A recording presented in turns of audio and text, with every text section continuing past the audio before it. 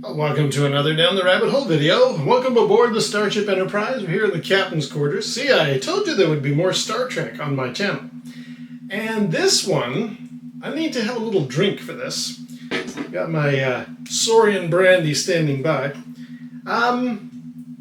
This is inspired by recent announcements and just overall thoughts that I've had.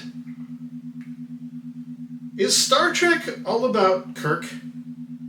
Now, for those who have followed the series for a long time, you know that, heck no, it was not all about Kirk, certainly not initially. You had Captain Pike, which we all saw in the Menagerie episode, which was in itself using footage from the Cage.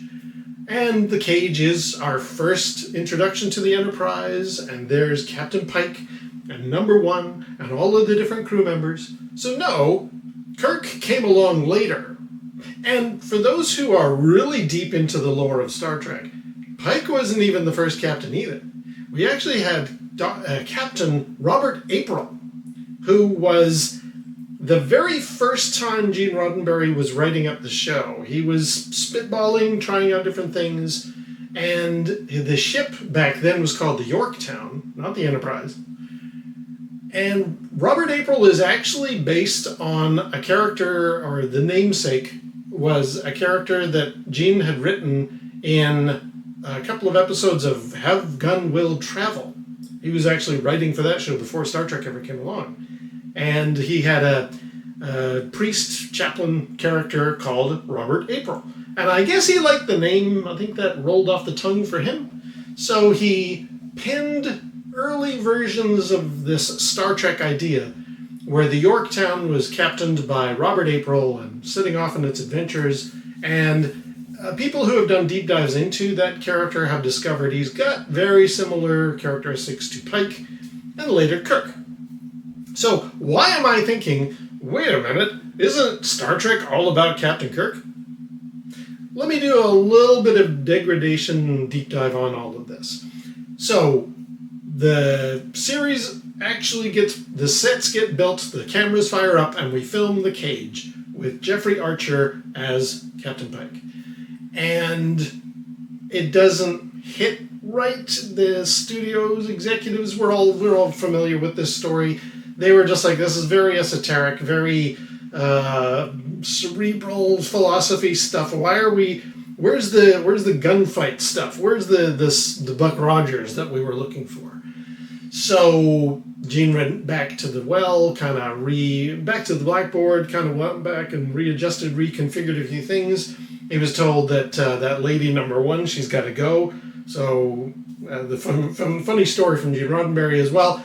What I did as a compromise is I kept the Vulcan, but I married Number One. So, haha. So they come up with the Star Trek that we know. And we have a new captain, Kirk. Shatner comes in and does his stuff.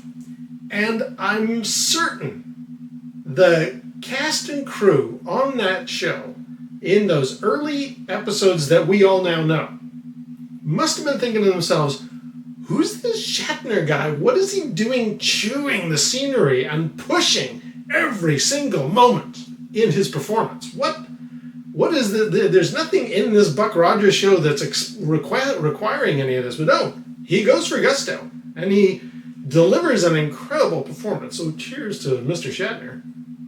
And I think from there, the mythical, legendary status of Star Trek that we all now know cemented itself in the zeitgeist. Side note, Dr. Robert April, Captain Robert April, did appear a couple of times, a couple of ways, if you follow the Star Trek lore properly. He did show up in an episode of the animated series from the 70s and was voiced by James Doohan, Scotty. And he actually appears in, I think he was referenced in an episode of Enterprise, and we're going to get back to Enterprise. And he was also shown on screen in the new Strange New Worlds show with our new Captain Pike. Also played by a Canadian. What is it with Star Trek captains all being Canadians? Anyway, but my point is, the Star Trek mojo, I think, really kicked up steam and speed when Shatner took the helm. There's something in the way he performed his part. The scripts were just really good. The music, everything. I don't need to go into how awesome original series Trek was, because you all know that's why you're watching this video. But I think something happened in the popular consciousness that kind of locked in Shatner's Kirk to Star Trek, much like Leonard Nimoy as Spock. Spock and Star Trek were interlinked. Shatner and Kirk were interlinked with Star Trek. If you grew up in the 70s or the early 80s like me, you probably saw any reference to Star Trek at all. Kirk and Spock. Maybe occasionally Scotty, maybe occasionally Bones, but Kirk and Spock. You just say the name, we're all thinking Kirk and Spock. So, something happened then in the mid-80s. There was this desire from Gene Roddenberry of like, okay, I'm thinking of doing Star Trek again in a different way. We've got the ability now to present it on television in a way that's a little more palatable to modern tastes of science, special effects and things like that. Also, there's things I wanted to do in Star Trek I didn't get a chance to. Now I have my opportunity. So I'm going to make a next generation. And I'm going to not have Kirk or Spock anything to do with it. And the audience reaction to that at that time, because I was there, it was pretty... I used to know a fellow who worked on Star Trek, Richard Arnold. He was a creative consultant.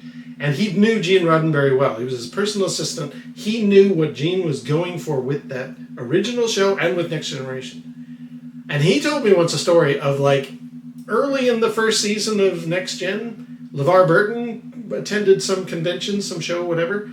He got booed on the stage or off the stage. Like I think there was an initial backlash from the fans of like, no, you are not the Star Trek that we know.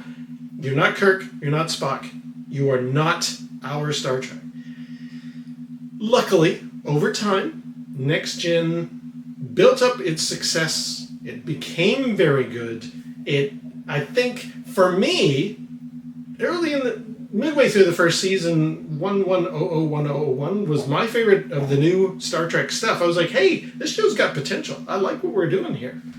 And certainly by the third season, it had hit its mark and it was off to the races. And I think what Next Gen did is it broke the ice barrier. I think it shattered with an axe what had to be done, not had to be done, but what we now accept as just very fluid fan appreciation of fandom. No, it doesn't have to be Kirk, it doesn't have to be Spock. It's not always about Shatner. Star Trek can be Jean-Luc Picard. It can be, Commander Riker. Data. It has more nuance, more options. We can go in other directions. So finally, there was this, yanking the Band-Aid off. As awesome as Shatner was as Kirk. And Spock. Leonard Nimoy Spock. As amazing as those characters and those performances were by those guys, it was possible now to break free and no, we can do other things. Star Trek can be other stuff. The next turn of the wheel was the various production executives were thinking, let's do other Star Trek. We got more ideas. We can do more. And from what I heard, some of the restrictions that were placed on scripts for Next Gen were kind of limiting. There was no gunfight shows, there was no Monster of the Week, no bad guy, villainy stuff. So the executive decided, okay, let's make another Star Trek, another more sort of gritty one. Let's do Deep Space Nine. Not even a ship. Now we're on a space station. So this idea that you can break apart what had been locked into the zeitgeist of Star Trek is Captain Kirk. Star Trek is Shatner and Spock. No. Now we've got another Star Trek. And then another one came along, Voyager. There were all kinds of things that we could do. This whole idea is now completely divorced from this notion. No, it would be silly to think that Star Trek is all about Kirk. No, that was way back. We're done with that. However, Enterprise came out. And I remember thinking at the time, okay, this is a new idea. We're going into like the original series, so we're going to have a more pistons and levers and zippers type of universe. Okay. Why is it called Enterprise? I don't get that. Because you have been separated from the original series now for so long. Why are you going back to the well and grabbing the Enterprise name and sticking it on this new show? Now, very interestingly, for the first 2 seasons, it wasn't called Star Trek Enterprise. It was just called Enterprise. The opening song was very different from other stuff. You had this notion of like something completely different. Why was it called Enterprise, though? Like, there is a scene in Star Trek The Motion Picture where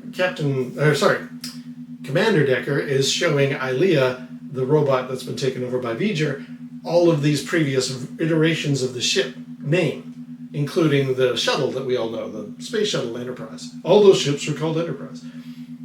The one from the TV show with Scott Bakula is not represented on that plaque, but you get the idea that, like, okay, a history of the name Enterprise means something in this world, so of course the first name, or the name of this new show being called Enterprise, it fits in there. But why were they calling it Enterprise? Since they've been divorcing themselves from the original series for so long.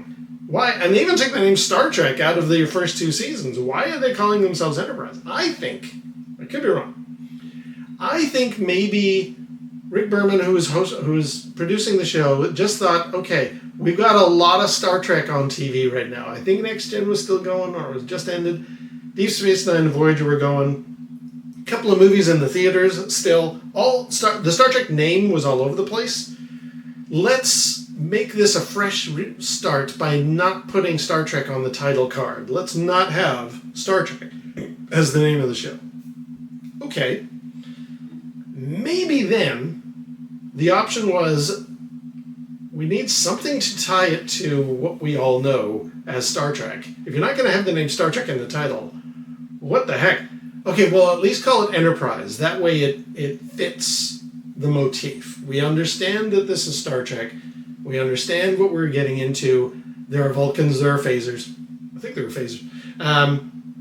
It's a Star Trek, but it's an Enterprise.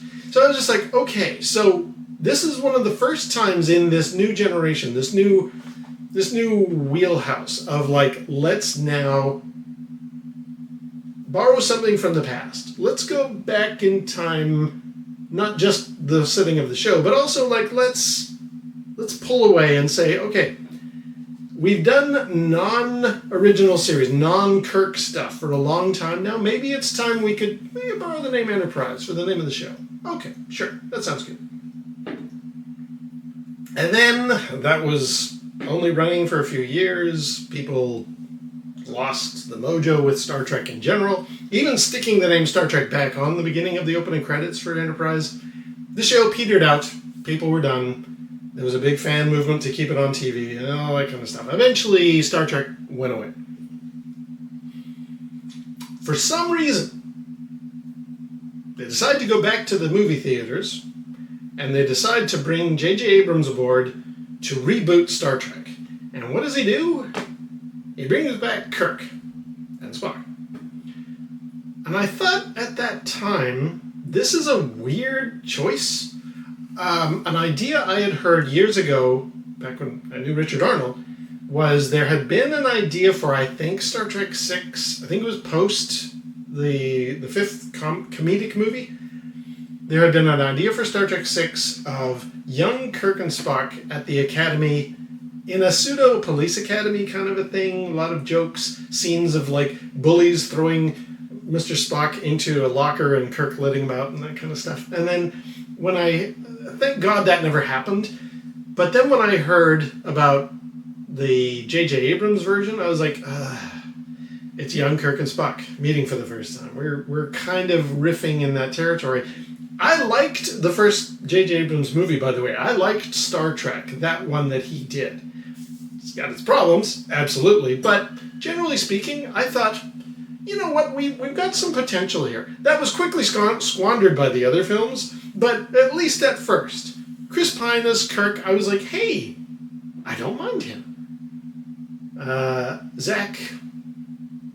Zachary Quinto as Spock, really good. Carl Urban as Dr. McCoy, hello, we're doing well. I thought that version was okay, but I did think to myself, this is a weird divorce from the original plan of let's keep away from Kirk and Spock. We're back into Kirk and Spock territory. Okay, it's a new generation of viewers. Now you have a chance to insert new fans into the show. Let's bring back the old guard with new actors, new setting, new everything else. Let's try this out. And it was okay. Okay, let's go back to television then. Let's do Star Trek Discovery. Okay, but not in any way Kirk and Spock related. Completely, there's no Kirk in this at all. Okay, no problem. But there was an appearance in the second season of Discovery of Captain Pike, played by Anson Mount. And I didn't actually see the show, but I heard very good things. A lot of people, I saw a few clips here and there. People were like, this guy's awesome. This guy is Captain Pike. You know, he is channeling that Jeffrey Hunter energy. And like, yeah, we've got our Captain Pike back. Awesome. Let's maybe think about apparently his appearance did so much good, and the other characters that were showing up in those sort of crossovers from that Enterprise and the Discovery, that there was just like, you know, we could maybe think about doing a new show, and thus Star Trek Brave New Worlds was launched. And again, I haven't seen it, but I've heard good things. I've seen clips, so I was just like, yes, interesting in the same way that Star Trek The Next Generation back in the day. I was like, yeah, interesting. I'm impressed. I don't really necessarily want to watch it, but I did watch Next Gen. But Strange New Worlds, I never really got into it. And that's where Captain, I keep calling him Doctor, Captain Robert April made another cameo, which was kind of cool. A little turnaround, complete circle there. But you know who else has shown up in Strange New Worlds since? Captain Kirk.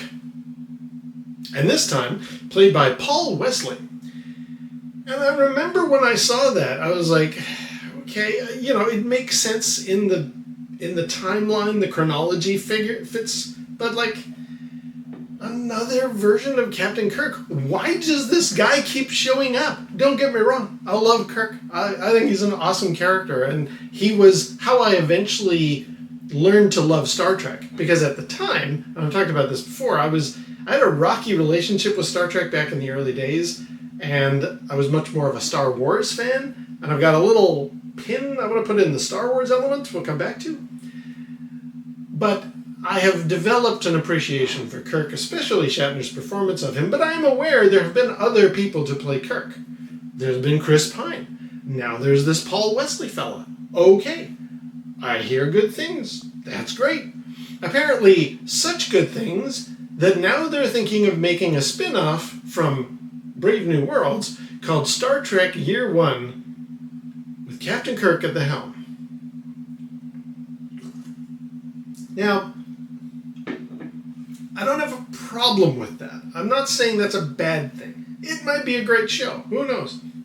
Strange New Worlds has shown you can do it. You can bring back these legacy characters, legacy scenarios, and make them fresh and new. That's great. But it makes me wonder now, having several years of going round and round, trying new things, and then deciding, yeah, it's just not working. Back to Captain Kirk again.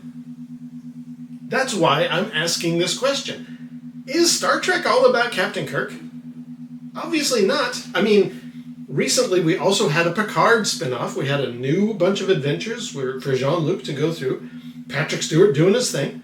So it's not like the Gene Roddenberry created captains have no longer any life in them. And, you can say the same thing about Captain Pike now with Strange New Worlds.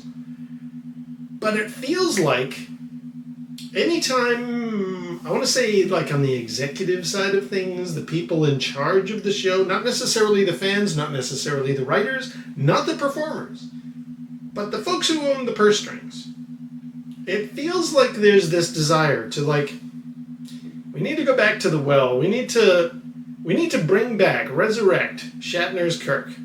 In fact, that did recently happen. There was a CGI AI animated Shatner performance. It was a little weird and kind of spooky looking, but everybody was like, oh my god! And there is actually talk from William Shatner himself at 92.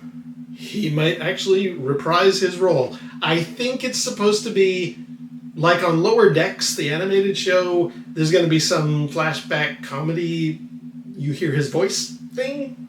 So I don't think we're going to see Shatner himself de-aged and wearing this outfit or anything like that. We're not going into crazy territory. I sure as heck hope. Dear Lord. But I think the message from the fans, from the producers, from whoever it is that makes Star Trek, and there's a lot of people that could claim that ownership. Whoever it is, we keep going back to Kirk. Why? I love the guy, don't get me wrong. But is Star Trek all about Kirk?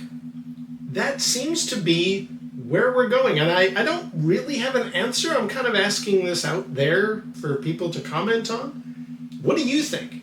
Having now, looked at the last 40 years of the franchise, we tried other things. Jean-Luc Picard went off in different directions. Captain Sisko went in other directions. Captain Janeway. We tried a whole bunch of stuff. We divorced ourselves from the Shatner-Kirk era. But then, when the chips were down, when Enterprise was canceled, J.J. Abrams was like, let's go back to Kirk. And now, with the new show, with Ensign Mounts Pike, we've brought aboard a new Kirk, played by Paul Wesley. Okay, there's Kirk again. I love the guy, but we don't seem to be able to shake him. It doesn't matter how many people play the dude. It's like we can't ever get ourselves separated from Kirk in this show. And that seems weird to me. Now, I did mention I would put a little pin in Star Wars. Let me just unpin that and just very briefly talk about that. I'm reminded of how, for years, we all assumed Star Wars, the original trilogy, was about Luke Skywalker. That's the whole show. There were, Ewoks cartoons and stuff like that, but generally speaking, Star Wars, Luke. Totally. And then when George Lucas went off to make the prequel trilogy, and he started in with, young Anakin Skywalker and the Phantom Menace and all that other stuff that I've talked about before, there were interviews, there were conversations with George Lucas where he suddenly seemed to change his tone, where he's like, no, this is all about the fall and the rise back up of Anakin Skywalker, his redemption path. It's less about Luke, it's all about Anakin. I'm like, okay, but the original novelization based on your script from Alan Dean Foster says very clearly on it, Star Wars from the adventures of Luke Skywalker. Luke was the very central point of that trilogy, or of that saga. You're changing the rules. And I kind of feel like that's happening now in Star Trek. We've kind of all collectively agreed that, no, it's about Kirk. We're kind of just going back to that guy. Different actors, different situations, different series. But it's all about Kirk. Would you agree? Would you? Anyway, I'm going to leave it there. Just postulating, just having a moment here in my captain's quarters. Thinking about things. Thinking about all the captains of the Enterprise who came and went. And how Kirk seems to be the one that we all collectively agreed is the guy we want to stick with. I don't know. Cheers to that. Until next time, we'll see you down the rabbit hole.